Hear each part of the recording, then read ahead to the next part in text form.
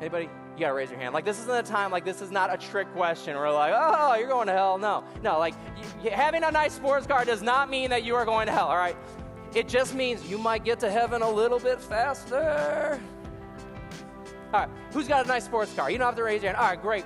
Can you put just any type of gasoline in your sports car? Just any type? Any type? No. I didn't know that. I'm senior in high school. I'm going to my junior-senior banquet, all right, which confused you all because you ain't got no idea what junior-senior banquet is because you went to prom. You didn't go to itty-bitty little Christian school. Well, we had a junior-senior banquet because we did not want to associate with the pagan rituals that you all experience in your public schools, okay? There was no dancing. There was no music. But we had a great time. We really did.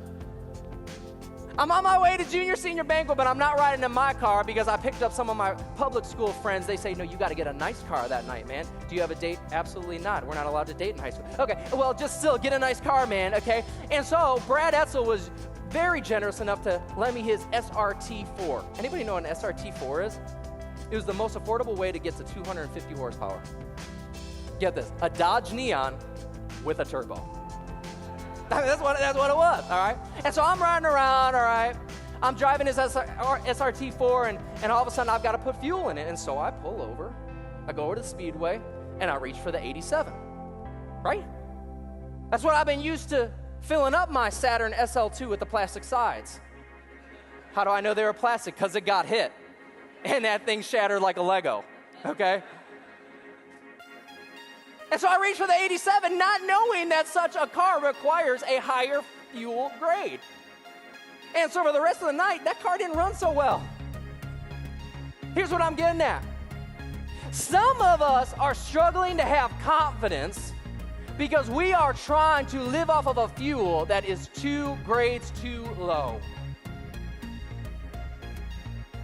Paul is like, I got confidence because I'm not running off of what I see anymore. I'm not fueling my life with what's going on around me, but rather I'm running on faith. Somebody say, check your tank.